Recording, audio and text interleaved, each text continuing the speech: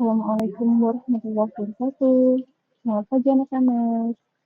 Hari ini kita akan belajar tentang relasi dan fungsi. Tapi yang dibahas hari ini adalah tentang relasi. Nah, pernah nggak sih kalian kepikiran kenapa kontak di HP kita itu bisa terhubung satu sama lain?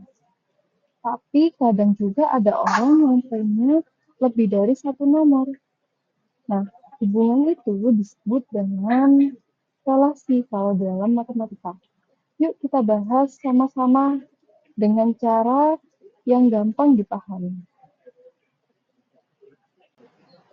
Nah, sebelumnya Budina akan menyampaikan tentang tujuan pembelajaran kita hari ini.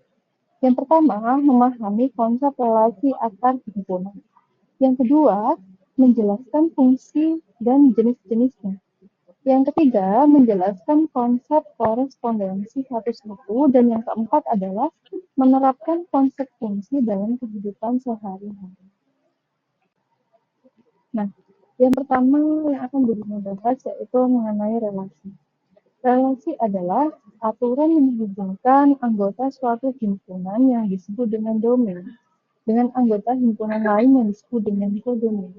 Nah, di sini ada contoh. Himpunan A sama dengan Andi, Budi, dan Citra. Himpunan B adalah matematika, IPA, dan IPS. Nah, diperhatikan ya, di situ ada tanda kurung. Nah, itu Budinya sudah menuliskan yang warna merah. Di situ ada yang namanya kurung kurawa. Harus pakai kurung kurawa ya kalau dalam relasi. Kemudian, relasi yang bisa dihubungkan yaitu menyukai pelajaran. Nah, di sini contohnya relasi dapat berupa pasangan Andi menyukai matematika. Jadi di situ Andi dihubungkan dengan matematika, Budi dengan IPA dan Citra yaitu IPS. Aturan menyukai pelajaran inilah yang disebut sebagai relasi.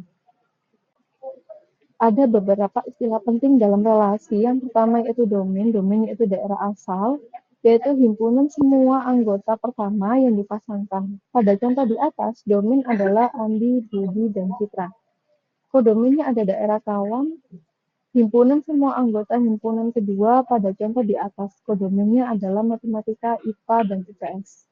Kemudian ada yang namanya ring. Ring yaitu daerah hasil.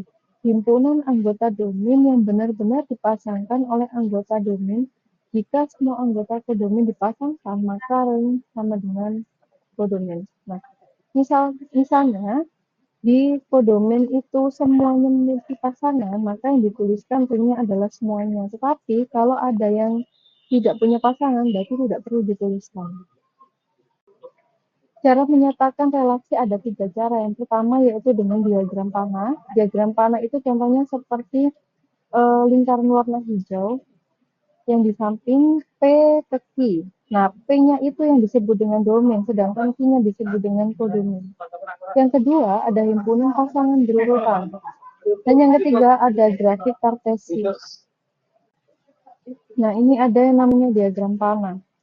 Nah, diagram panah ini yaitu domainnya ada 1, 2, dan 3, kemudian ada 4, sedangkan kodomainnya ada 1, 2, 5, 3, dan 4. Nah, di sini relasinya adalah faktor dari.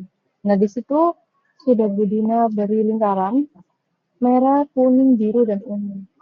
Yang merah yaitu 1. 1 merupakan faktor dari 1, 2, 3, 4, dan 5. 2 merupakan faktor dari 2 dan 4.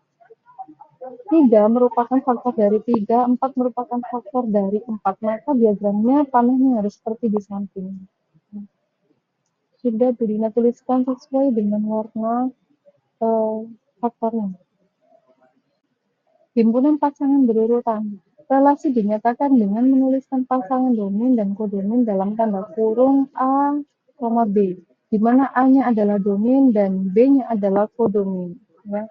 Nah, contoh di situ ada 1 berpasangan dengan 1, berarti 1 adalah domainnya dan satunya lagi adalah kodomain. Kemudian ada diagram kartesius. Relasi digambarkan sebagai titik-titik pada bidang kartesius di mana sumbu X yaitu yang mendatar adalah domain dan sumbu Y adalah kodominnya. Nah, cara menuliskannya, kalian bisa melihat pasangan berurutan tadi. Misalnya satu berpasangan dengan satu, berarti domain domain A-nya satu dan kodominnya itu harus lurus juga dengan satu. Begitu ya.